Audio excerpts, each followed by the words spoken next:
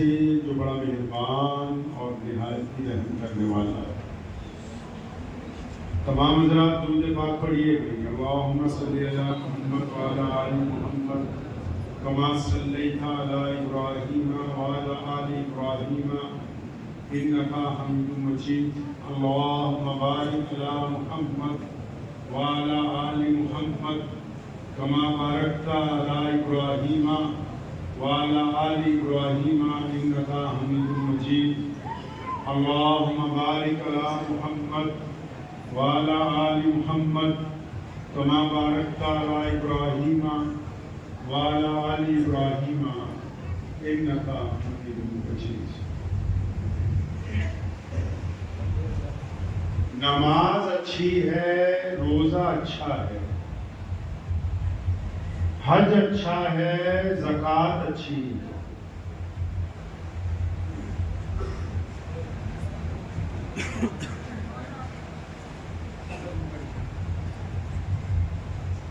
نماز اچھی ہے، روزہ اچھا ہے، حج اچھا ہے، زکوٰۃ اچھی ہے، مگر میں باوجود اس کے مسلمان ہو نہیں سکتا۔ نماز اچھی ہے، روزہ اچھا ہے، حج اچھا ہے، زکوٰۃ اچھی ہے، مگر میں باوجود اس کے مسلمان ہو نہیں سکتا۔ نہ جب تک کٹ مروں میں خواجہ بطحا کی حرمت پر صلی اللہ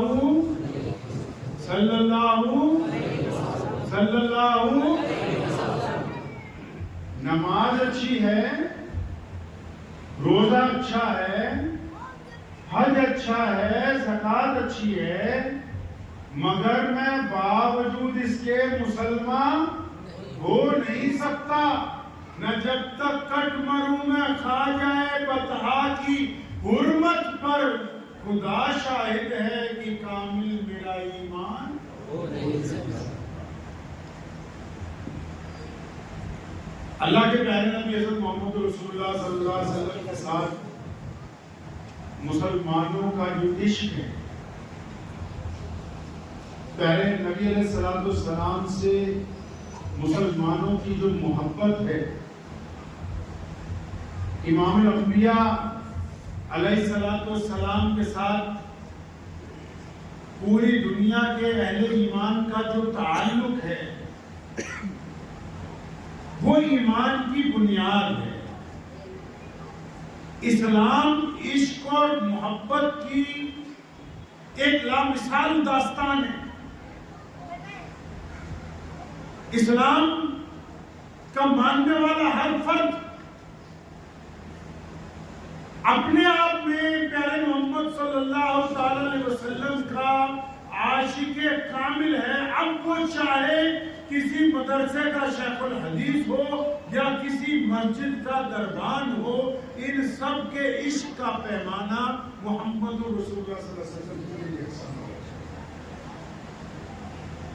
اچھا، عشق تو چیز ہی ایسی ہے، عشق اگر کسی سے ہو جائے تو پھر اس کا تو کوئی توڑ ہی نہیں ہے دنیا میں۔ تعلقات ٹوٹ جاتے ہیں، تعلقات ٹوٹ جاتے ہیں، رشتہ داریاں ٹوٹ جاتی ہیں، کاروبار ختم ہو جاتے ہیں، راستے تبدیل کر لیے جاتے ہیں، حکومتوں میں سے لوگوں کا ایمان نکل جاتا ہے۔ لیکن جو لوگ عشق کرتے ہیں وہ اپنے محبوب کے ساتھ انتہا تک جاتے ہیں۔ جو عشق کرتے ہیں وہ یہ نہیں دیکھتے کہ عشق کے بعد فائدہ ہوگا کہ نقصان ہوگا۔ جو عشق کرتے ہیں وہ اپنے محبوب کی رضامندی کو تلاش کرتے ہیں۔ ان کے دل میں کبھی یہ بات آتی ہی نہیں کہ محبوب ہمارے ساتھ ناراض ہو جائے گا۔ وہ 24 گھنٹے اپنے محبوب کی محبت کے اندر منحصر رہتے ہیں۔ عشق بھی تو دنیا میں دو طرح کا ہوتا ہے نا جی، ایک عشق حقیقی اور ایک عشق مزاجی۔ لیکن عشق تو عشق ہے، اس کے مثالی ہم کہتے ہیں کہ کسی ایک انسان کو کسی ایک خاتون کے ساتھ، یا کسی ایک خاتون کو کسی ایک مرد کے ساتھ، یا کسی باپ کو اپنے کسی ایک بچے کے ساتھ، یا آپ کو اپنی کسی سواری کے ساتھ، یا کسی کو اپنے مکان کے ساتھ، کسی کو اپنی دکان کے ساتھ عشق ہو جاتا ہے 24 گھنٹے اس کے ذہن میں وہی سوال رہتا ہے، یہ عشق مثالی کبھی بس ایک ہی چیز میں دیوانہ ہوا ہے 24 گھنٹے۔ لیلا اور مجنون کا نام سنا ہے آپ نے؟ نہیں؟ ارے بھائی لیلا مجنون کا نام سنا ہے؟ نہیں سنا؟ جی سن رکھا؟ جی۔ اندازہ لگاؤ عشق میں کتنی طاقت ہے کہ لیلا اور مجنون ہمارے دیش میں پیدا نہیں ہوئے، لیکن آج بھی اگر کوئی عشق میں لگ جائے تو ہم اس کو چھیڑتے ہیں، مجنون بنا پھر رہا۔ اندازہ لگائیے کہ اس میں کتنی طاقت ہے کہ صدیاں گزر گئی ان کو مرے ہوئے، ان کا نام محبت کی علامت بنا ہوا ہے۔ لیلا اور مجنون کے بارے میں آپ کو مختصر سا بتاتا چلوں، آپ حضرات کے مولوی صاحب کے پیچھے نہ پڑ جانا کہ مولانا صاحب کو بلایا تھا تو وہ دین کی بات کریں گے، وہ عشق کی بات کرنے لگے، کیا سمجھیں؟ دین کی ابتدائی عشق کے ساتھ ہوئی۔ اللہ کریم نے پہلے خود عشق کیا محمد رسول اللہ صلی اللہ علیہ وسلم کے ساتھ اور کہا کہ یہ میرا محبوب ہے، فرمایا یہ میرے محبوب ہیں، میں اپنے محبوب کو سلام بھیجتا ہوں، میں اپنے محبوب سے محبت کرتا ہوں، اور تم بھی سارے کان کھول کے سن لو کہ میرے محبوب پر سلام بھیجا کرو، میرے محبوب سے محبت کیا کرو، کیونکہ جب تم یہ کہتے ہو کہ ہمیں اللہ سے عشق ہے، اللہ فرماتے نہیں، پہلے میرے محبوب کی وفاداری کا اعلان کرو کہ ان کے ساتھ مجھے عشق ہے، تب ہم مانیں گے تمہیں ہم سے عشق ہے۔ بات تو ساری محبت پر ٹکی ہوئی ہے۔ دنیا نفرت میں تبدیل ہوئی تھی اسلام سے پہلے، اسلام سے پہلے دنیا محبت کی بجائے نفرت میں تبدیل تھی۔ عورتوں کے ساتھ نفرت، غلاموں کے ساتھ نفرت، کالوں کے ساتھ نفرت، غریبوں کے ساتھ نفرت، مسکینوں کے ساتھ نفرت، مزدوروں کے ساتھ نفرت، اپنے ماتحتوں کے ساتھ نفرت۔ یہ محمد رسول اللہ صلی اللہ علیہ وسلم نے اپنے رب کے حکم سے اسلام کی شکل میں جو بنیاد رکھی ہے اللہ کے اس کے رسول کے عشق اور محبت کی، یہ اس کا صلہ ہے کہ آج کائنات میں لوگ محبت کی بھی بات کرتے ہیں، ورنہ رسول اللہ سے پہلے کسی نے محبت کی بات کی نہیں ہے۔ بات لیلا مجنون کی کر رہا تھا میں، نام سن رکھا ہے نا آپ نے؟ نہیں بھائی، دیکھو یہاں جنگل میں ہو پھر بھی تمہیں لیلا مجنون کا پتا ہے۔ اچھا اب کی مجنون کہاں پیدا ہوا پتا ہے؟ لیلا کہاں پیدا ہوئی پتا کسی کو؟ مجنون اور لیلا دونوں مکہ المکرمہ کے قریبی گاؤں کے رہنے والے۔ مجنون کا نام کیس تھا، کیا نام تھا بھائی؟ یاد رہے گا؟ مجنون کا نام تھا کیس۔ آپ میں جو لوگ مجنون ہو بھی یاد کرتے بھائی، مجنون کا نام تھا کیس۔ اب وہ مجنون کو اس دور میں، آج کل اگر ذرا سی بات ہو جائے واٹس ایپ پہ تو منٹوں منٹی بتا دیں تو دیکھو فلاں کے لڑکا کیا کرتا رہا۔ تو اس دور میں اعلان محبت تو بڑا انقلابی کام تھا، اور جیسے ہی پتہ لگا کہ کیس کو محبت ہو گئی لیلا کے ساتھ، لیلا کا نام لیلا ہی تھا، تو پورے علاقے میں شور مچ گیا۔ تو لیلا جس گاؤں میں رہتی تھی نا، اس گاؤں کا جو سرپنچ تھا، پردھان جو بھی ہوگا اس وقت، جو بڑا آدمی ہوگا اس گاؤں کا، تو جب اس کو پتہ لگا تو اس کو بڑی حیرانی ہوئی کہ ہمارے گاؤں کی لڑکی اور وہ کیس کے ساتھ عشق ہو گیا۔ لوگ جگہ جگہ باتیں کرتے پھرتے، اس نے پتا کیا، کہتا کس کی لڑکی ہے؟ فلاں کی۔ کہتا میں دیکھ کے تو آؤں گی، کتنی خوبصورت خاتون ہے، اتنا چرچا ہو رہا ہے۔ اب وہ اس کے گھر پہنچ گیا، اس کے ابا کے پاس، کہیں لیلا تمہاری بیٹی؟ کہتا ہاں۔ کہتے میں دیکھنا چاہوں گا، آ جاؤ۔ وہ بٹھایا، لیلا کو آواز ماری، بھی پانی لیا۔ اب جب لیلا آئی اندر سے تو لیلا اتنی کالی جو عام عورتوں سے بھی زیادہ کالی۔ جب لیلا پیدا ہوئی تھی تو بہت کالا رنگ تھا اس کا، تو عربی میں رات کو لیل کہتے ہیں نا، سیاہ، تو اس کی ماں نے دیکھا اتنی کالی بچی پیدا ہوئی ہے، اس نے نام اس کا لیلا رکھ دیا، وہ بھی کالی بیٹی۔ اب جب کیس اس نے پردھان نے یہ دیکھا کہ لیلا تو بہت کالی ہے، عام لوگوں سے بھی زیادہ کالی ہے، بالکل حبشیوں کی طرح ہے، تو اس نے بڑی حیرانی ہوئی، کہا اچھا یہی لیلا ہے؟ کہتا ہاں یہی لیلا۔ کہتے ہیں لیلا میں اس کو کیس کو کیا نظر آ گیا؟ تو لیلا نے اسے کہا کہ پردھان جی میری بات سنو، اگر تم کیس کی نظروں سے مجھے دیکھ لیتے تو میرے علاوہ دنیا میں دوسرا خوبصورت ہی کوئی نہیں ہے۔ نظر کیس کی ہونی چاہیے، نظر کیس کی ہوتی تو میرے علاوہ کوئی اور بھی نظر آتا۔ اب ادھر کیس کے باپ کو پتہ لگ گیا، کیس کے باپ نے اس کے 5-6 لگائی۔ آپ لوگوں کو بھی لگاتے، باپ کے نہیں لگائے بھائی کو؟ ارے چھت جاؤ کبھی کبھی نہیں بولتے بھی بھائی، جو تو لگاتار چھنتے رہے اپنے ماں باپ سے وہ ترقی یافتہ لوگ ہوتے ہیں، عزت دار لوگ ہوتے ہیں، اور اللہ اور اس کے رسول کے پسندیدہ ہوتے ہیں، اور جن کے ماں باپ ان سے چھن جائیں یا ڈرنے لگے وہ دنیا میں بھی ذلیل ہوتے ہیں، آخرت میں بھی ذلیل ہوتے ہیں۔ تو کیس نے جب پتہ لگا اس کے ابا، تو اس کے ابا نے رٹ اٹھا لیا، پڑھنے دینا پڑ گیا، تیری ایسی کی تیسی، یہ کرنا کیا کر رہا، پکڑ کے لے گیا بیت اللہ میں، اللہ کی طرف لے گیا، چل وضو کر 2 رکعت نفل توبہ کر۔ اب کیس نے 2 رکعت نفل پڑھی کھانے کا وقت میں۔ اب جب 2 رکعت پڑھی تو اس نے کہا تھا توبہ کر کے تو یہ کیا دعا مانگ رہا کہ اللہ تم تو جانتا ہی ہے کہ میرا لیلا کے بغیر گزارا نہیں ہے، میرے ابا کو ہدایت عطا کرو۔ اب باپ پیچھے کھڑا تھا، اس نے سن لیا اور اس نے پھر اچھی طرح خدمت کی اس کی، کہ تجھے سننی سمجھ نہیں آ رہی تیرے بات، دوبارہ توبہ کر۔ پھر دوبارہ بھی توبہ اس نے انہی الفاظ میں کی کہ یا اللہ آپ تو جانتے ہیں کہ ہمارا تو گزارا ہونے والا نہیں ہے، آپ ہمارے ماں باپ کو اگر ہدایت دیتے، ان کے دل میں اگر بات ڈال دیں تو اللہ کے فضل سے آپ کی رحمت سے نبی علیہ السلام کے صدقے ہمارا نکاح ہو جائے۔ تو یہ کیس جو تھا مدینہ منورہ گیا اسی کام سے،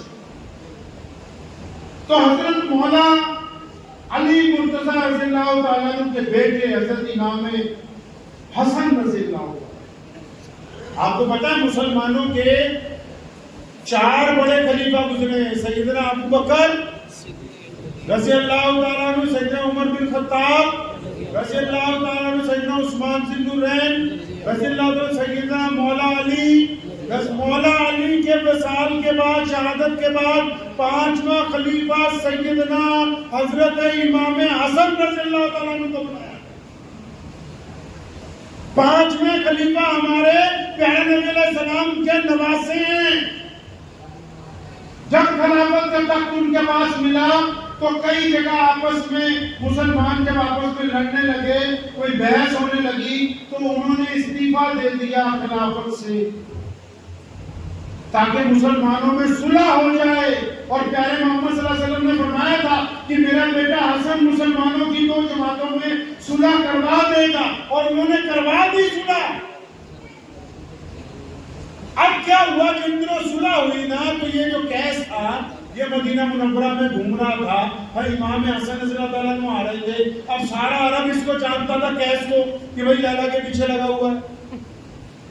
تو امام حسن نے دیکھا تو قریب چلتے چلتے قریب آ گیا، سلام کیا اس نے امام صاحب کو رضی اللہ عنہ، انہوں نے اپنے ساتھ ہی چلنے لگے، کندھے پہ ہاتھ رکھا، کہنے لگے یار کیس ایک بات ہوتا کیس کو حضرت امام حسن رضی اللہ عنہ نے کہا کہ یار ایک بات بتا۔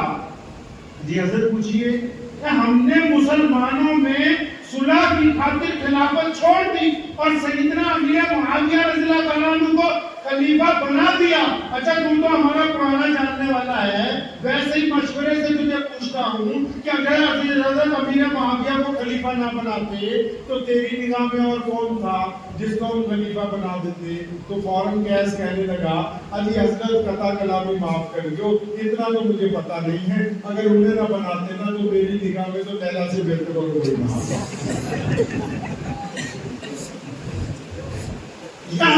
یہاں پر حضرت امام حسن رضی اللہ عنہ فرمایا انت مجنون۔ یہ مجنون کا لقب نبی علیہ السلام کے گھرانے سے اسے ملا، ایسے ہی نہیں، اس کا عشق اور محبت پوری دنیا میں مشہور ہو گیا. فاطمہ الزہرا کے لال نے اسے کہا کہ تم مجنون ہے. مولا علی رضی اللہ تعالیٰ عنہ کے صاحبزادے نے کہا تم مجنون ہے. اب دیکھ لو اس کے عشق و محبت کی داستان کی طاقت کہ دنیا جنگل میں رہتے ہو پہاڑوں کے پاس, آپ کو یہ نہیں پتا کہ گیس کہاں پیدا ہوا, اتنا پتا کہ مجنون وہ ہوتا ہے جو محبت کرتا ہے. تو محبت کے آداب سیکھنے بڑے ضروری ہیں. سیدنا ابوبکر صدیق رضی اللہ تعالیٰ عنہ پیارے نبی علیہ الصلوۃ والسلام کے بچپن کے ساتھی, جوانی کے دوست. نبی علیہ الصلوۃ والسلام نے جب ہجرت فرمائی, ہجرت کی جب نبی علیہ الصلوۃ والسلام نے, آپ علیہ الصلوۃ والسلام جب غار میں پہنچے, سیدنا ابوبکر صدیق نے اس غار کو صاف کیا, اپنی چادر مبارک اتار کے اس کے ٹکڑے کیے, غار میں جو سوراخ تھے ان سوراخوں کو بند کیا, اور پھر نبی علیہ السلام کو فرمایا یا رسول اللہ اندر تشریف لے آئے. نبی علیہ السلام جب اندر تشریف لے آئے تو آپ صلی اللہ علیہ وسلم کا جب آرام کرنے کا ارادہ ہوا تو آپ صلی اللہ علیہ وسلم نے اپنا سر مبارک سیدنا ابوبکر صدیق کی گود میں رکھا. اب ایک سوراخ باقی تھا غار میں, تو سیدنا ابوبکر صدیق رضی اللہ تعالیٰ عنہ نے کیا کیا, اپنی ایڑی اس کے اوپر سوراخ پر لگا دی. اب جب وہ ایڑی سوراخ پہ لگا دی, حضور نبی علیہ السلام آرام فرمانے لگے. پیارے نبی علیہ السلام کی آنکھ لگ گئی, اسی سوراخ میں سے ایک سانپ نے راستہ اختیار کیا, اور جب اس نے دیکھا کہ آگے وہ سوراخ بند ہے تو اس نے سیدنا ابوبکر صدیق رضی اللہ تعالیٰ عنہ کے پاؤں پر ڈنک مارا. ڈنک مارا نبی علیہ السلام اور ابوبکر صدیق کے پاؤں پہ, اور نبی علیہ السلام آرام کر رہے ہیں, ان کی گود میں سر رکھا ہوا ہے. اب جب اندازہ لگائیے آج ہمیں اگر چھوٹی سی تکلیف ہو جائے تو پورے گھر والوں کو 1 منٹ میں پتہ لگ جاتا ہے. عشق اور محبت کے آداب کیا ہیں, اس لیے یہ واقعہ آپ کے سامنے رکھ رہا ہوں کہ محمد رسول اللہ صلی اللہ علیہ وسلم سے عشق اور محبت کے آداب ہیں کیا. اب ابوبکر صدیق کی ایڑی پر اس نے جب ڈنک مارا, سیدنا ابوبکر صدیق کو شدت کی تکلیف ہوئی, لیکن پاؤں نہیں ہلایا کہ مبادہ میں اپنا پیر ہلاؤں گا تو پیارے پیغمبر علیہ الصلوۃ والسلام کی آنکھ کھل جائے. اب سانپ نے جب دیکھا بھی ڈنک مارنے پہ بھی آگے سے نہیں ہٹا, اس نے کچھ دیر کے بعد دوسرا ڈنک مارا, زہر چڑھنے لگا, درد ہونے لگا ٹانگ میں. سیدنا ابوبکر صدیق رضی اللہ تعالیٰ عنہ نے دوبارہ اپنا پاؤں پھر بھی نہیں ہلایا کہ نبی علیہ السلام آرام فرما رہے. پھر سانپ نے تیسرا ڈنک مارا زہر کا, تو تیسرے ڈنک پہ بھی سیدنا ابوبکر صدیق نے اپنی ٹانگ نہیں ہلائی. اب جب درد شدت اختیار کر گیا, پاؤں نہیں ہلا رہے, جب درد میں شدت آ گئی تو شدت کی وجہ سے سیدنا ابوبکر صدیق رضی اللہ تعالیٰ عنہ کی آنکھوں میں آنسو آ گئے. اب وہ جو آنسو سیدنا ابوبکر صدیق کے جو ٹپکے ہیں اچانک اور پیارے نبی علیہ الصلوۃ والسلام کے رخسار مبارک پر گرے ایک دو آنسو, فوراً نبی علیہ الصلوۃ والسلام کی آنکھ کھل گئی اور انہوں نے پوچھا ابوبکر کیا ہوا, کیا بات ہو گئی, آپ کی آنکھوں میں آنسو. اگر ہم رو رہے ہوں, کوئی تکلیف ہو جائے, کوئی بندہ پوچھے کیا ہوا تو فوراً ہم کہنے لگیں کہ چوٹ لگی, کیا ہو گیا, وہ سنیں آداب محبت کیسے ہوتے ہیں. سیدنا ابوبکر صدیق کو پیارے نبی علیہ السلام نے پوچھا ابوبکر کیا بات ہو گئی, آپ کی آنکھوں میں آنسو ہیں, قربان جائیں. ابوبکر رضی اللہ تعالیٰ عنہ پر وہ فرمایا, کیا فرمانے لگے, یہ بھی کہتے ہیں یا رسول اللہ کسی نے کاٹ لیا, یہ بھی نہیں کہا یا رسول اللہ پیر میں درد ہے, یہ بھی نہیں کہا کسی نے ڈنک مارا. فرمایا یا رسول اللہ ابوبکر بھی, ابوبکر کی ماں بھی, ابوبکر کا باپ بھی اور ابوبکر کے بیٹے بھی آپ کے اوپر قربان ہو جائیں.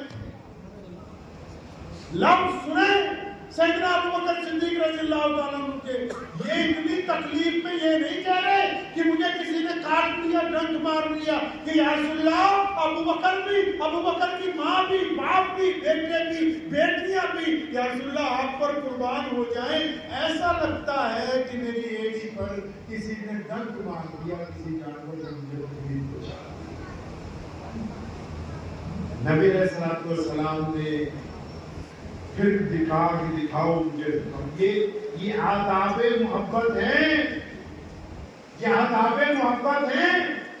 سیدنا حبیب بن زید رضی اللہ تعالیٰ عنہ جب مسلمہ قذاب کے دربار میں پہنچے نا، اور اس نے جا کے انہوں نے اپنے چٹھی جو نبی علیہ السلام نے دی تھی وہ مسلمہ قذاب کو دی، تو اس بدتمیز نے کہا کہ اپنے نبی کی چٹھی خود پڑھو۔ اب انہوں نے پڑھنی شروع کی، یہ خط ہے محمد رسول اللہ کی طرف سے مسلمہ قذاب کے نام۔ اب جب اتنی بات کہی تھی نا تو مسلمہ قذاب کا چہرہ لال ہو گیا۔ قذاب تو جھوٹے کو کہتے ہیں، قذاب بے ایمان کو کہتے ہیں۔ وہ تو دربار میں بیٹھا تھا، سارے اس کے جرنیل چودھری بیٹھے تھے، اس کی بے عزتی ہونے لگی۔ کہنے لگا سن لے حبیب بن زید، یہ جو لفظ تو نے کہے ہیں ان کو واپس لے لے ورنہ میں تیری گردن مار دوں گا، قربان جاؤ۔ حبیب بن زید نے فرمایا کرے بدبخت تو جانتا نہیں ہے محمد رسول اللہ جو کہتے ہیں وہ سچ ہوتا ہے، کائنات کی کوئی طاقت محمد رسول اللہ کا فرمان تبدیل نہیں کر سکتی۔ حبیب بن زید کو جب یہ کہتے ہوئے سنا نا بادشاہ نے، اس نے جلاد کو بلایا،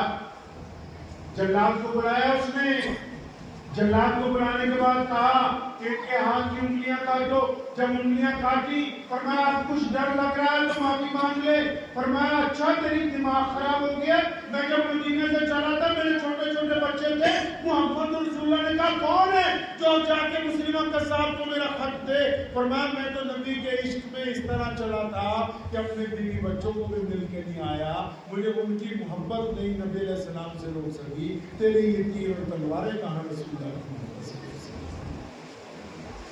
دونوں ہاتھ کاٹے، پھر بازو کاٹے، پھر کندھوں سے بازو کٹوائے گئے، پیر کاٹے گئے، گھٹنے کاٹے گئے۔ حبیب بن زید زمین پر ہے اور مسلمہ قذاب بار بار ایک ہی بات، وہ ایک دفعہ نعوذ باللہ اپنے نبی کی مخالفت کرتے، ایک دفعہ زبان سے کہتے کہ نعوذ باللہ میں محمد رسول اللہ کا انکار کرتا ہوں۔ اور فرمایا تیری خام خیالی ہے کہ جنہوں نے رسول اللہ سے عشق اور محبت کا وعدہ کیا ہو، جنہوں نے اپنی زبان سے کہا ہو کہ یا رسول اللہ ہم اعلان کرتے ہیں کہ اللہ کے علاوہ کوئی عبادت کے لائق نہیں، آپ اللہ کا آخری نبی ہیں، فرمایا جنہوں نے ان سے وعدہ کر لیا ہو کہ آمد تو آ سکتی ہے وہ وعدہ بھی نہیں سکتا۔ سیدنا عمار بن یاسر رضی اللہ تعالیٰ عنہ مکہ المکرمہ میں خانہ کعبہ کے باہر ایک درخت کے ساتھ ان کو باندھا ہوا ہے۔ جانتے ہو عمار بن یاسر کون ہے؟ نہیں جانتے؟ حضرت یاسر کے بیٹے۔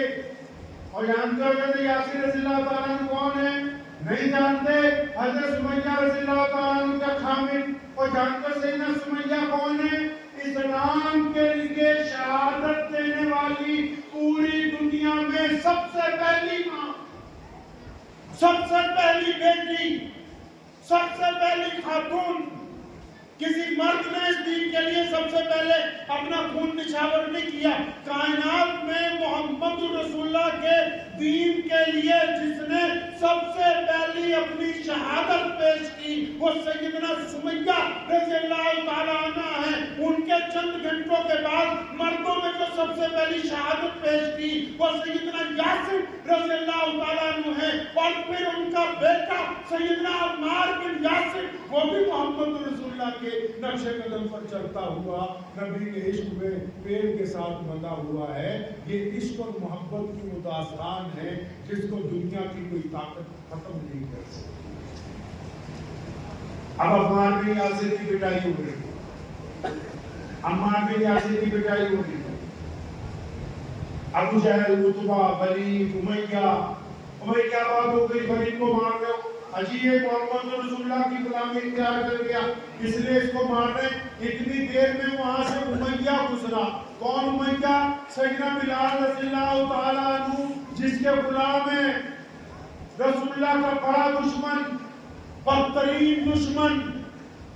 وہ امیہ جب وہاں سے گزرا تو اس نے ابو جہل نے جب دیکھا امیہ جا رہا, ان کا غلام بھی ساتھ میں جا رہا ہے, سیدنا بلال لمبے چوڑے حبشی تھے نا, تو ابو جہل نے امیہ کو کہا کہ اپنے غلام سے کہو کہ عمار بن یاسر کی پٹائی کرے, یہ مان نہیں رہا, یہ دین نہیں چھوڑ رہا, تمہارا غلام طاقتور ہے, جب یہ درے مارے گا تو عمار بن یاسر کو شاید ہمت ٹوٹ جائے. سنو مسلمانوں, یہ داستان عشق و محبت اسی طرح نہیں لکھی گئی. سیدنا عمار بن یاسر بندے ہوئے, حضرت بلال کو حکم ہو گیا. اچھا کمال کی بات یہاں یہ ہے کہ ابو جہل کو, امیہ کو, عتبہ کو نہیں پتا کہ بلال بھی مسلمان ہے. عمار بن یاسر کو پتا ہے, کیونکہ وہ بھی غلام, یہ بھی غلام, ان کو پتا ہے کہ وہ چھپ کے اکٹھے نماز پڑھتے. تو عمار بن یاسر نے سیدنا بلال کی طرف جب دیکھا تو انہوں نے آنکھوں ہی آنکھوں میں اشارہ کر کے کہا کہ یار بلال 2-4 درے مار دینا, میرے 2-4 درے مار دینا تاکہ تمہارے پیچھے نہ یہ پڑ جائیں. تو سیدنا عمار بن یاسر کہتے ہیں میرا دل یہ کہتا تھا کہ بلال مجھے مارے گا نہیں, تو میں نے بلال کو آہستہ سے کہہ دیا کہ بلال 2-4 درے مار دے, کوئی بات نہیں. تو سیدنا بلال آگے بڑھے, انہوں نے زمین سے درہ اٹھایا, ایک دفعہ عمار بن یاسر کو دیکھا اور پھر درہ تیز تیز گھمانے لگے, اور پھر اچانک وہ درہ اٹھا کے ابو جہل کے منہ پہ مارا اور فرمایا تم کیا سمجھتے ہو عمار بن یاسر اکیلا, میں بلال بھی محمد رسول اللہ کا غلام. بس اتنا کہنا تھا, گلے میں رسی ہے, پھر مکے کے بازاروں میں کھینچے جا رہے ہیں, پتھر مارے جا رہے ہیں, تبتی ہوئی ریت پر لٹایا جا رہا ہے, زخموں کے اوپر نمک چھڑکا جا رہا ہے, بچوں کو گلے میں رسی دے کے روزانہ دوپہر میں پھیرنے کے لیے بھیج دیا جاتا ہے, اور پھر جو آتا ہے بلال کے درے مار کے جاتا ہے. پھر بھی بلال بار بار ایک ہی بات کہتے ہیں اللہ الصمد, بار بار ایک ہی بات کہتے ہیں اللہ الصمد. یہ داستان عشق و محبت کے وہ واقعات ہیں جنہوں نے اس بات کا اعلان کیا کہ جب محمد رسول اللہ سے عشق ہو جاتا ہے تو پھر دنیا کی تمام طاقتیں پیچھے رہ جاتی ہیں. حضرت محمد رسول اللہ صلی اللہ علیہ وسلم غار میں تشریف رکھتے ہیں, دشمن تلاش کر رہا ہے. ابو بکر رضی اللہ تعالیٰ عنہ کا سارا گھرانہ ہی, سارا ہی گھرانہ بڑی عزت والا ہے. پہلے نبی علیہ السلام نے ایک دفعہ کہا تھا, فرمایا جس نے اسلام پر جو احسان کیے میں نے سب کے بدلے چکا دیے ہیں. ابو بکر کا بدلہ نہیں چکایا, اس کا بدلہ صرف اللہ ہی دیں گے. اور سیدنا اسماء رضی اللہ تعالیٰ عنہ ابو بکر کی بیٹی ہے, گھر سے کھانا بنا کے نکلی اور رستے میں دشمن کو پتہ لگ گیا, اور پھر اس بیٹی کو پکڑا, ان کی پٹائی کی گئی, درے مارے گئے اور ان کے گلے میں رسی ڈالی گئی. کئی گھنٹے پٹائی ہونے کے بعد, اور جب دشمن کے پتہ نہ لگا سکا کہ سمیہ کہاں جا رہی تھی کھانا دینے کے لیے, اسماء کس کی طرف جا رہی تھی, تو مار کھانے کے بعد وہ زخمی حالت میں اپنے گھر پہنچتی ہے مغرب کے وقت, اور گھر آ کے گھر والوں کو یہ نہیں کہتی کہ مجھے مارا گیا اور مجھے نقصان پہنچایا گیا, دوبارہ رسول اللہ کے لیے کھانا تیار کیا جا رہا ہے, اور پھر رات کے اندھیرے میں محمد رسول اللہ تک وہ کھانا پہنچایا جا رہا ہے. اور یہی اسماء رضی اللہ تعالیٰ عنہ جب 90 سال کی تھی, جب مدینہ المنورہ کے گورنر حجاج بن یوسف کے دور میں ان کے صاحبزادے کو جب پھانسی دی جانے لگی, جس بات کے لیے کہ لوگ اسلام میں دخل اندازی چاہتے تھے, حکمران اسلام میں دخل اندازی چاہتے تھے, کسی نے آگے کہا کہ اماں جی وہ تمہارے بیٹے کو مکہ المکرمہ میں پھانسی دے دی گئی ہے, حرم کے باہر تمہارے بیٹے کا جنازہ لٹک رہا ہے. وہ فرمایا اچھا میرے بیٹے کا جنازہ زمین پہ تو نہیں پڑا, فرمایا نہیں نہیں وہ تمہارے بیٹے کا جنازہ سب سے بلند ستون پر لٹکایا گیا ہے. کہنے لگی پھر تو اللہ کا بہت شکر ہے کہ ابو بکر سے لے کر میری اولاد تک جتنے بھی لوگوں نے رسول اللہ سے وفاداری کی ہے ان کے سر ہمیشہ بلند رہے ہیں. میرا بچہ اگر شہید بھی ہو گیا تب بھی وہ ان سب سے اوپر نظر آ رہا ہے, نیچے نظر نہیں آ رہا. سیدنا ابو ایوب انصاری رضی اللہ تعالی عنہ, پیارے محمد نبی علیہ السلام مدینہ المنورہ جس دن پہنچے ہیں, جس دن مدینہ پہنچے تو ابو ایوب انصاری رضی اللہ تعالیٰ عنہ کے گھر مہمان ہو گئے. کن کے گھر مہمان ہو گئے تھی؟ ابو ایوب انصاری رضی اللہ تعالیٰ عنہ کے گھر مہمان ہو گئے. اور ہوتے بھی کیوں نہ ان کے گھر مہمان, کیونکہ ابو ایوب انصاری کے دادا کے دادا کے دادا کے بھی جو دادا تھے 1000 سال پہلے ان کو پتا تھا کہ رسول اللہ مدینے آئیں گے. انہوں نے رسول اللہ کے لیے وہ گھر بنوایا کہ جس دن مدینے آئیں گے یہاں ٹھہریں گے. اس رات پہلے بشارت دی گئی, اور جب آگے نبی علیہ السلام کو فرمایا رسول اللہ اوپر کی منزل میں آپ کا بستر لگایا گیا آرام کرنے کی جگہ. نبی علیہ السلام نے فرمایا نہیں, ہم اوپر نہیں جائیں گے, ہم نیچے آرام کریں گے. اب دیکھیں عشق و محبت کے آداب. نبی علیہ السلام نیچے آرام کرنے کے لیے چلے گئے. یہ میاں بیوی جب سیڑھیاں چڑھ رہے ہیں اوپر کی تو راستے میں رک گئے کہ یہ کیسے ہو سکتا ہے کہ کالی کملی والے نیچے ہوں اور ہم چھت کے اوپر ہوں. ساری رات دیوار کے سہارے, نہ چھت کے اوپر نہ پورے زمین پر. فرمایا اگر زمین پر جائیں گے تو نبی علیہ السلام نے تو کہا تھا کہ اوپر چلے جاؤ. ساری رات گزار دی اسی لیے کہ بس محمد رسول اللہ صلی اللہ علیہ وسلم کی ادب جو ہے وہ سامنے رکھا جائے. حضور نبی علیہ السلام کی شان جو ہے اس کے اندر ذرہ برابر بھی کوئی حرف جو ہے وہ پیش نہ آ جائے. ان حضرات نے عشق و محبت کی وہ لازوال داستانیں مرتب کی ہیں جو اب تک چل رہی ہیں. اب تک بہت بڑے بزرگ کے گزرے ہیں, اس وقت میرے ذہن میں نام نہیں آ رہا. والد محترم شیخ اسلام مولانا حبیب الرحمن لدھیانوی رحمۃ اللہ علیہ, یہ واقعہ ہمیں اکثر سنایا کرتے تھے. کہ لگے ایک بہت بڑے بزرگ تھے تو ان کے پاس ایک عام سا بندہ چلا گیا, ایک عام سا آدمی چلا گیا. تو اس نے جا کے کہا سلام کرتے ہی کہ حضرت جی میں تو سید ہوں. کیا ہوں جی؟ میں سید ہوں, مطلب پیارے نبی علیہ السلام کی نسل میں سے ہوں. اب یہ جو اللہ والے بیٹھے ہوئے تھے اپنی جگہ پہ, جب اتنا سنا اٹھ کے کھڑے ہو گئے, اس کا ہاتھ چوما کہ ہمارے نبی علیہ السلام کی نسل میں سے, ہاتھ چوما, اپنی جگہ میں بٹھایا, خود سامنے بیٹھے. اب جو ولی تھے اللہ کے وہ تو کامل ولی تھے, اللہ کے ولی کامل تھے وہ. اب جب یہ بیٹھ گیا ان کی گدی پہ, 2-4 منٹ ہی گزرے تھے کہ گھبراہٹ طبیعت پہ طاری ہو گئی, پسینہ آنے لگا, خوف آنے لگا. فوراً اٹھ کے کھڑا ہوا اور پھر کیا ہاتھ پکڑ کے کہنے لگا جی حضرت جی میں نے تو جھوٹ بولا تھا, میں نے تو پورے خاندان میں بھی کوئی سید نہ ہے. سنو اللہ والے نے کیا کہا. بات یہ نہیں ہے وہ سید ہے یا نہیں ہے, وہ اللہ والوں نے ان کو یہ کہا. پھر اس کا دوبارہ ہاتھ پکڑ کے ایک رکعت امیز بات کہی, ان کی آنکھوں میں آنسو تھے.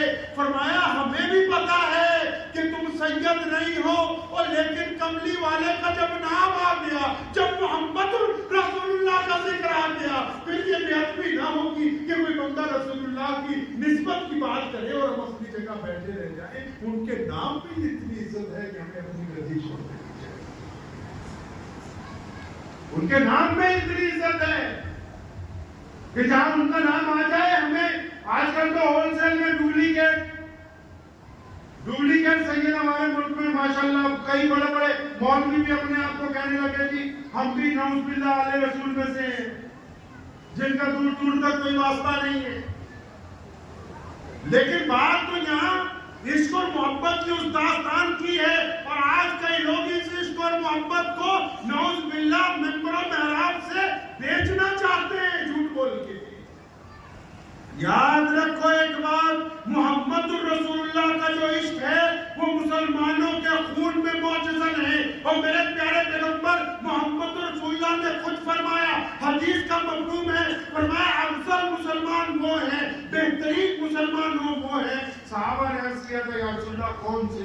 انبیاء؟ فرمایا نہیں وہ تو اللہ کے نبی ہے ہی. فرمایا ہم لوگ؟ فرمایا تم نے تو مجھے دیکھا ہے. پھر فرمایا کون؟ فرمایا جو تمہارے بعد، پھر اس کے بعد جو صدیوں بعد مسلمان پیدا ہوا کریں گے، جن میں ننگلی میں بھی لوگ پیدا ہوں گے، چاہے وہ ہریانہ میں رہنے والے ہوں، چاہے وہ افریقہ میں رہنے والے ہوں، جنہوں نے رسول اللہ کو دیکھا نہیں ہوگا لیکن ان کو اپنے نبی سے اتنا عشق ہوگا کہ وہ اپنے نبی کے لیے اپنی جان قربان کریں گے. عشق و محبت کی معراج نہیں ہے. پیارے محمد صلی اللہ تعالیٰ علیہ وسلم کے ساتھ تعلق ہی ایسا ہے. یہ سیدنا عمر رضی اللہ تعالیٰ نے کتنے جلیل القدر خلیفہ ہیں اور یہاں تک ان کا درجہ نبی علیہ السلام نے بلند کیا. فرمایا اگر میرے بعد کوئی نبی نہیں ہو سکتا ہوتا تو عمر فاروق ہوتے. یہ بات صرف اس لیے کہی کہ عمر کا درجہ لوگوں کو پتہ لگ جائے. اب عمر نے کیا کیا؟ ایک دن سیکھا دوپہر کو گرمی بہت ہوتی نا عرب میں. آپ آج بھی جائیں گے عمرہ کرنے نا تو دوپہر کو ظہر سے عصر تک وہاں لوگ گھروں سے نہیں نکلتے، بازار وغیرہ بند ہو جاتے ہیں ظہر سے عصر تک پورے عرب میں. ایک دن اچانک دوپہر کو سیدنا عمر رضی اللہ تعالیٰ عنہ نے کیبنٹ کی میٹنگ بلا دی. خلیفہ تھے نا. صحابہ کو جا کے ایک چیز نے فوراً کہا حضرت ابو ایوب انصاری رضی اللہ تعالیٰ عنہ کو، ابو عبیدہ بن جراح رضی اللہ تعالیٰ عنہ کو، عبداللہ بن زبیر رضی اللہ تعالیٰ عنہ کو، حضرت عباس رضی اللہ تعالیٰ عنہ کو، حضرت عثمان بن نورین کو، مولا علی کرم اللہ وجہہ کو، سارے بڑے بڑے صحابہ کو جلدی او بھائی کیبنٹ کی میٹنگ ہے، خلیفہ نے بلایا جلدی مسجد میں آؤ. اب سارے پہنچ گئے. اب عمر رضی اللہ تعالیٰ عنہ بھی پہنچ گئے. سارے جیسے صحابہ آگے جو کیبنٹ میں تھے جن سے مشورہ ہوا کرتا تھا اب یہ ممبر پہ کھڑے ہوئے. اب کھڑے ہو کے کیا کہہ رہے ہیں؟ لفظ سنیے کیا کہہ رہے ہیں. مسلمانوں کا دوسرا خلیفہ دوپہر سکھر دوپہرے شدت کی گرمی میں کیبنٹ کی میٹنگ بلا رہا ہے اور کیا کہہ رہا ہے جی؟ اپنے وزیروں کو اپنے مشیروں کو کیا کہہ رہا ہے؟ وہ کہنے لگا تمہیں پتہ نہیں ہے شاید جب میں بالکل چھوٹا تھا 10 12 15 سال میری عمر تھی ہمارے گھر میں کھانے پینے کا سامان کم ہوتا تھا تو جب کبھی فصل اترنے کا ٹائم ہوتا تھا تو میرے ابا مجھے میری خالہ کے گھر بھیج دیتے تھے اور میرا خالو مجھے دیکھ کے کہتا تھا آ گئے بھوکے لوگ کھانے کے لیے اور مجھے اپنے اونٹ پکڑا دیتا تھا کہ چل سارا دن جنگل میں اونٹ چلا. میں اونٹ چلا کے آتا تھا تو مجھے ایک مٹھی کھجوریں کبھی ایک مٹھی کشمش کبھی ایک مٹھی اناج ملتا تھا کہ کھا لے. میں وہ کھاتا تھا پانی پیتا تھا اور رات کو سو جاتا تھا. اب یہ قصہ جب انہوں نے سنایا نا تو صحابہ حیران ہو کے دیکھنے لگے اور سارے جو یہ صحابہ تھے وہ حیران ہو کے دیکھنے لگے عمر یہ کیسی باتیں کر رہا ہے. ہم نے تو سوچا کیسے کس طرح کے بادشاہ کے کوئی اعلان جاری ہونا ہے. ہم نے تو سوچا کیبنٹ کی میٹنگ اس لیے ہوتی ہے کہ کسی کو گورنر بنانا ہے اس لیے میٹنگ بلائی جاتی ہے کہ کہیں فوج بھیجنی ہے اس لیے میٹنگ بنائی جاتی ہے کہ کسی کو وظیفہ لگانا ہے اس لیے میٹنگ بلائی جاتی ہے کہ غنیمت کا مال تقسیم کرنا ہے. یہ تو کوئی حکومت کی بات نہیں کر رہا. 50 سال پرانا اپنا قصہ سنا رہا ہے. جب کسی نے کہا نا 2 4 صحابہ نے بیچ میں وہ یار کیسی باتیں کر رہا ہے پھر ہاتھ آگے بڑھایا اور آنکھوں میں آنسو فرمایا نہیں ایک بات رہ گئی میری. اب مجھے کیا رہ گئی بھائی؟ کہنے لگا جب میں اور تھوڑا بڑا ہوا نا تو میرے باپ نے مجھے میرے باپ نے مجھے کہا کہ عمر یہ اپنے 5 اونٹوں کو ایک لائن میں کھڑا کر لے ہم ان کو بیچیں گے منڈی میں تو ان کو کھڑا کر. تو عمر رضی اللہ تعالیٰ فرمانے لگے کہ میں نے ایک اونٹ کو کھڑا کیا دوسرے کو کھڑا کیا تیسرے کو جب کھڑا کیا تو پہلے والا اپنی جگہ سے کھسک گیا پھر اس کو آ کے صحیح کیا جب چوتھا لگایا تو تیسرا بیچ میں سے کھسک گیا. جب میں نے 5ویں کو پکڑا دوسرا کھسک گیا کہ میں بہت دیر کبھی اس کو پکڑتا ہوں وہ کھسک جاتا ہے. تو اتنی دیر میں میرے ابا آئے انہوں نے میری گدی پر ایک چپت لگائی اور کہنے لگے یار تیرے سے تو 5 اونٹ لائن میں نہیں لگتے. تو کیا کرے گا زندگی میں؟ تو بڑا ہو کے کیا کرے گا؟ تو 5 اونٹ تیرے سے لائن میں نہیں لگتے. عمر رضی اللہ تعالیٰ کو فرمانے لگے یہ بات کہنے کے بعد یہ بات کہنے کے بعد کہنے لگے کہ پھر لوگوں نے کہا کہ امیر المومنین آپ کیسی باتیں کرنے لگے ہو، یہ کوئی مدعا ہے دوپہر کی سگریٹ چھپہرے؟ عمر رضی اللہ تعالیٰ عنہ کی آنکھوں میں آنسو آ گئے، فرمایا نہیں یہی اصل مدعا ہے۔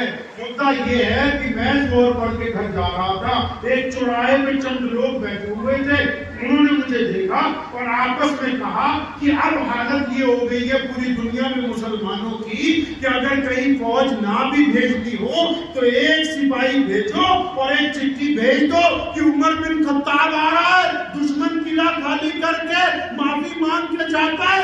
اللہ نے اس کو اتنی طاقت دے دی کہ 65 لاکھ مربع میل کا یہ اکیلا حکمران ہے۔ اس کی حکومت میں جب بیٹی زیور پہن کے چلتی ہے تو میلوں تک اس کی طرف آنکھ اٹھا کر دیکھنے والا کوئی نہیں ہوتا۔ فرمایا جب میں نے ان کی یہ باتیں سنی تو مجھے بڑا رونا آیا۔ میں نے کہا عمر ہماری اوقات تو بہت نیچی تھی، ہم سے تو بازو کی لائن میں نہیں ہوتے تھے، یہ تو عزت ہمیں دی ہے، یہ تو محمد رسول اللہ۔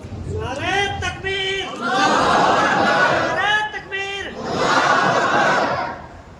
لوگ ہمیں جو عزت کی نگاہ سے دیکھتے ہیں، پوری دنیا کے مسلمانوں کو جو لوگ کہتے ہیں اگر کوئی مسلمان جھوٹ بولتا ہے تو غیر مسلم کہہ دیتا ہے نہیں تو مسلمان ہے جھوٹ نہ بول۔ یہ جو لوگ ہمیں عزت دیتے ہیں، یہ جو لوگ آپ کو خان صاحب، انصاری صاحب، قریشی صاحب کہتے ہیں، یہ جو پوری دنیا کے بڑے بڑے حکمران مسلمانوں کی گفتگو کرتے ہیں، ہمارے پاس رسول اللہ سے پہلے کچھ بھی نہیں تھا، ہمارے سر پر جو عزت رکھی ہے محمد رسول اللہ۔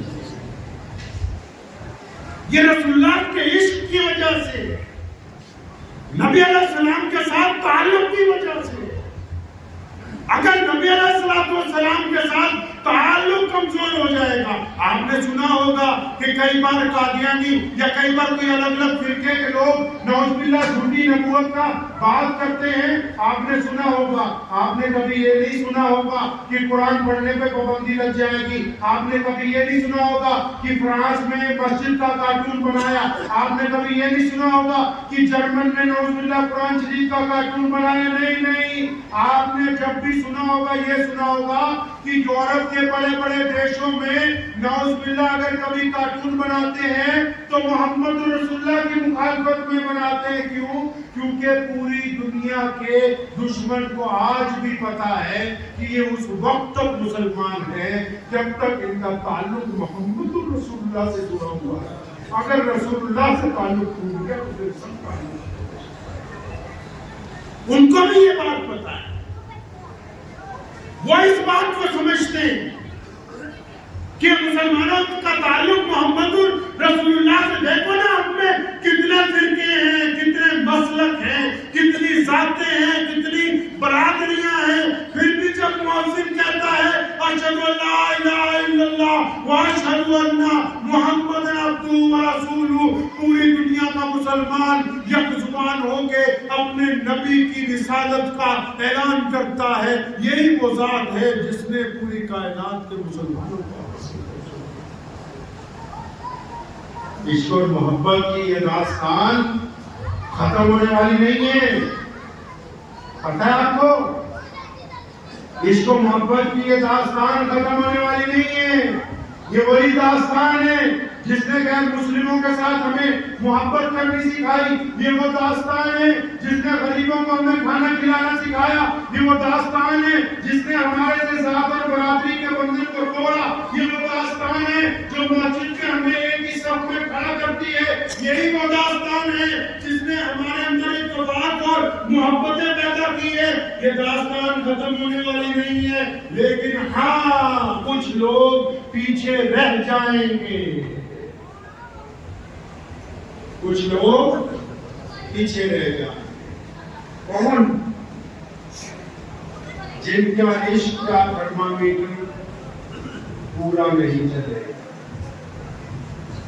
رسول اللہ سے عشق ایمان تھا۔ قرآن پاک میں تیسرے پارے میں آیت ہے قل ان کنتم تحبون اللہ۔ اللہ نے فرمایا مسلمانوں کو اسپیشل کہا، فرمایا تم کہتے ہو کہ ہمیں بڑی اللہ سے محبت ہے تم کہتے ہو کہ ہم اللہ کا کہنا مانیں گے، تم کہتے ہو کہ ہم اللہ کی عبادت کریں گے۔ فرمایا اچھا یہ باتیں بعد میں کرنا، اگر تم یہ کہو گے کہ مجھے اللہ سے محبت ہے تو اللہ پھر یہ کہتے ہیں کہ پہلے محمد رسول اللہ سے محبت کا اعلان کرو، محمد رسول اللہ سے محبت کا اعلان کرو، ان سے عشق کا اعلان کرو۔ جب ان سے عشق مکمل ہوگا اللہ کی رضا اپنے آپ ہی، اللہ کی رضا اپنے آپ آ جائے گی۔ آپ کو کسی سے کوئی سامان لینا ہو، آپ کو کسی لیڈر سے کوئی کام کرانا ہو، آپ کو گاؤں میں کسی سے بڑے بندے سے کام کرانا ہو، آپ جاتی تھوڑی کہہ دیتے ہو کہ آپ مجھے ایک چیز دے دے، نہیں، روز سلام علیکم وعلیکم السلام، یا صاحب تم تو بہت بڑی آدمی ہو، ارے جان تمہارے کپڑوں کی کیا بات ہے، تمہارے گھر کی کیا بات ہے، پلوستے رہو آہستہ آہستہ آہستہ آہستہ، اس لیے تاکہ اس کو آپ سے انسیت ہو جائے، آپ کو اس سے انسیت ہو جائے۔ اللہ تعالیٰ نے شرط رکھی ہے اپنے نبی کی محبت، نبی کی محبت شرط رکھی ہے، اور قرآن پاک میں ایک جگہ ذکر ہے کہ اپنی آواز اپنے نبی کی آواز سے کیا کرنا ہے جی؟ آہستہ رکھنی۔ کیا رکھنی؟ اب آپ کہیں گے اب تو نبی علیہ السلام ہمارے درمیان ہے، اب آہستہ کیسے رکھیں؟ اب آہستہ ایسے رکھیں کہ پوری دنیا میں ایک قاعدہ ہے، ہمارے دیش کو چھوڑ کے پوری دنیا میں ایک قاعدہ ہے کہ جب کوئی دو مسلمان آپس میں بحث کر رہے ہوں دین کے معاملے میں، دنیا کے معاملے میں، خاندان کے معاملے میں، بھائی بندی کے معاملے میں، رشتہ داری کے معاملے میں، اور وہ بحث جنگ کے قریب پہنچ جائے تو کوئی بھی تیسرا مسلمان آج بھی جب دنیا میں کھڑا ہو کے زور سے یہ کہتا ہے صلو علی النبی کہ نبی علیہ السلام پر درود بھیجو، تو سب لوگ اپنی لڑائی بند کر کے درود شریف پڑھنے لگتے ہیں اور اپنی اپنی پیٹھ پھیر کے واپس۔ بدبختی تو یہاں یہ ہے کہ نبی علیہ السلام کا نام لے کے بحث کرے گا، حضور نبی علیہ السلام کا نام لے کے فتووں کو لگا کے ایک دوسرے کی بے عزتی کرنے کی کوشش کرے گا۔ اللہ نے کہا ہے میرے نبی کا جب ذکر آ جائے، ان کی جب بات ہو جائے، اپنی زبان بند کراؤ، پیچھے ہٹو اس معاملے سے، اگر حق پر ہو تب بھی، حق پر ہو تب بھی پیچھے ہٹو، کیونکہ جب نبی علیہ السلام کا نام، وہ بزرگ کیوں اپنی گدی چھوڑ کے کھڑے ہو گئے؟ کیوں کھڑے ہو گئے کہ اپنی گدی چھوڑ کے؟ صرف اس لیے کیونکہ میرے نبی علیہ السلام کا نام آ گیا۔ والد صاحب رحمت اللہ علیہ یونیورسٹی ایک جگہ ہے وہاں ساؤتھ افریقہ میں، ایک مرتبہ وہاں گئے تو وہاں ایک بہت بڑے سیٹھ صاحب کی گاڑیوں کی بہت بڑا شو روم ہے، تو ان کے پاس صبح صبح ایک بندہ گیا، اس بندے نے جا کے یہ بات کہی اس کے مالک کو کہ اللہ رات پیارے نبی علیہ السلام خواب میں آئے تھے اور انہوں نے کہا عبد الرحمان کے پاس چلا گیا تجھے کار دے دے گا۔ آپ یقین مانے وہ اٹھ کے کھڑا ہو گیا، پھر اس نے اس کا ہاتھ پکڑا، رو کے پوچھا اچھا کیا پیارے محمد صلی اللہ علیہ وسلم نے میرا نام لے کے کہا؟ کہاں نبی علیہ السلام نے نام لے کے کہا؟ تو فرمایا پھر ان کے لیے تو ایک کیا ہزاروں نشان ہیں۔ پہلے مینیجر کو بلایا کہ بھائی اس بندے کو گاڑی ہدیہ کرو کیونکہ محمد رسول اللہ نے کہا۔ سیدنا عطاءاللہ شاہ بخاری رحمۃ اللہ علیہ اصلی سید، نقلی سید تو اشتہار میں لکھواتے ہیں کہ ہم نعوذ باللہ حضور صلی اللہ علیہ وسلم کے اولاد ہیں۔ اصلی سید کی بات سنو، حضرت مولانا درخواستی رحمۃ اللہ علیہ گئے، جب مدینہ المنورہ نبی علیہ السلام کی خواب میں زیارت ہوئی، فرمایا جب واپس جاؤ میرے بیٹے عطاءاللہ شاہ بخاری کو سلام کہنا۔ اور جب وہ واپس ملتان پہنچے، شاہ صاحب کے آخری دن چل رہے تھے، اتنے بیمار تھے کہ چارپائی سے اٹھ نہیں سکتے تھے، لیکن جب علامہ نے آ کے کہا کہ پیارے رسول اللہ صلی اللہ علیہ وسلم نے آپ کو سلام بھیجا ہے، تو روتے روتے اٹھ کے بیٹھ گئے۔ کیا فرمایا میرے آقا صلی اللہ علیہ وسلم نے میرا نام لے کے کہا؟ اور جس دن وصال ہونا تھا عطاءاللہ شاہ بخاری کا، جس دن عطاءاللہ شاہ بخاری کا وصال ہونا تھا، تو شاہ صاحب رحمت اللہ علیہ کے انتقال والے دن مصر جامعہ ازہر کے شیخ العزیز کو نبی علیہ السلام خواب میں دیدار ہوا، آپ صلی اللہ علیہ وسلم کہیں جا رہے ہیں، پوچھا یا رسول اللہ کدھر کا ارادہ ہے؟ فرمایا میرا بیٹا عطاءاللہ آیا، اس کو لینے جا رہا ہوں، اس کو لینے جا رہا ہوں۔ اب جب ان کی آنکھ کھلی وہ جانتے نہیں تھے کہ دولت شاہ بخاری کون ہے، تو انہوں نے خط لکھا کراچی دارالعلوم کراچی کے، اس نام کا کوئی بندہ ہے، نبی علیہ السلام کو میں نے خواب میں دیکھا، یہ کون ہے؟ تو حضرت نے وہاں سے جواب بھیجا کہ جس رات تم نے خواب دیکھا اس رات دولت شاہ بخاری کا انتقال ہوا تھا، اور وہ دولت شاہ بخاری اللہ کے نبی صلی اللہ علیہ وسلم کی آل میں سے ہیں، اور نبی علیہ السلام کی ختم نبوت کے لیے ساری زندگی جیلوں کے اندر گزار دی۔ اللہ تبارک و تعالیٰ کے نبی سے جو عشق کرتا ہے اللہ تعالیٰ کس طرح اس کو تو آپ کو بھی عشق ہے کہ نہیں؟ انشاءاللہ ہے کہ نہیں ہوئی ہے؟ تو اچھا پھر یہ بتاؤ کتنے لوگ وعدہ کر رہے ہیں کہ انشاءاللہ داڑھی رکھیں گے؟ نبی علیہ السلام کی سنت ہے، سچا سچا جھوٹا نہیں، سچا جھوٹا نہیں۔ اچھا اور کتنے لوگ وعدہ کر جائیں گے کہ بھئی ہم جھوٹ نہیں بولیں گے انشاءاللہ تعالیٰ، نہیں بولیں گے جھوٹ انشاءاللہ، اور دوسرے پہ تنقید نہیں کریں گے انشاءاللہ۔ نبی علیہ السلام کے آداب عشق میں یہ سکھاتے ہیں۔ ایک بات آپ کو راستی بتا دوں، کہنی تو مولویوں کو ہے، حضرت وہ جو ہم جیسے مولوی ناکارہ اور جو ہم سے بھی اوپر بیٹھے ہوئے لوگوں کو سنتیں بتاتے رہتے ہیں، نبی علیہ السلام کی سنت ان لوگوں کے لیے جو دائی بنے پھرتے ہیں، سنو نبی علیہ السلام کی سنت یہ ہے بطور دائی کہ ان کے ساتھ جو لوگ لگے ہوں نبی علیہ السلام ان کی عزت بڑھاتے ہیں، اور آج کل بڑے لوگوں کے ساتھ جو لوگ لگے ہوئے ہیں یہ ان کی عزت کو گھٹاتے ہیں۔ ابو بکر تو پہلے ہی شہزادے ہیں، صدیق کا لقب لگوایا، عمر تو پہلے ہی بہت بڑے بادشاہ ہیں، مکہ کے سردار ہیں، پھر بھی ان کو کہا کہ میرے بعد کوئی نبی ہوتا تو عمر فاروق ہوتا۔ عثمان تو پہلے ہی بڑے رئیس ہیں، پھر بھی ذوالنورین کا لقب لگوایا۔ مولا علی تو بچپن سے بہادر ہے، بچپن سے جب سارا مکہ چپ تھا، سارے رشتہ دار چپ تھے، نبی علیہ السلام کو کوئی ساتھ دینے کے لیے تیار نہیں تھا، تو مولا علی کرم اللہ وجہ نے پیچھے سے آواز لگائی تھی، چھوٹے سے بچے کی شکل میں اپنے دونوں پاؤں پنجوں کے بل اٹھا کے ہوا میں ہاتھ اٹھا کے کہ لبیک یا رسول اللہ، کوئی آپ کے ساتھ ہو یا نہ ہو میں آپ کے ساتھ ہوں۔ وہ تو پہلے سے ہی بڑی اکرام والے تھے، ان کو شیر خدا کہا، ابو بکر بن جلال کو امیر الامت کہا کہ نہیں کہا، خالد بن ولید کو سیف اللہ کہا، امیر حمزہ کو اسد اللہ کہا۔ تو ہم لوگ کیا کرتے ہیں؟ ہم تو اپنے ساتھ والوں کو ڈی گریڈ کرتے ہیں، ہم یہ تھوڑی کہتے ہیں کہ یہ ہماری جماعت کا اعلیٰ ترین بندہ ہے، اجی یہ ہمارا بہت جانثار ہے، اجی یہ بہت صاحب کمال ہے۔ نہیں، ہم کہتے ہیں کہ ہمارے فریب میں بس ہم ہی نظر آنے چاہیے، اس کے علاوہ کوئی دوسرا ایسا نہ ہو جس کو لوگ سلام دعا کریں۔ جو دوسروں کو سنت بتا رہے وہ بھول گئے کہ قوم کا ہر فرد لازمی ہے، قوم کا ہر فرد لازمی ہے، چاہے وہ یہاں پر موجود ہے، چاہے وہ مجمع کے آخر میں موجود ہے۔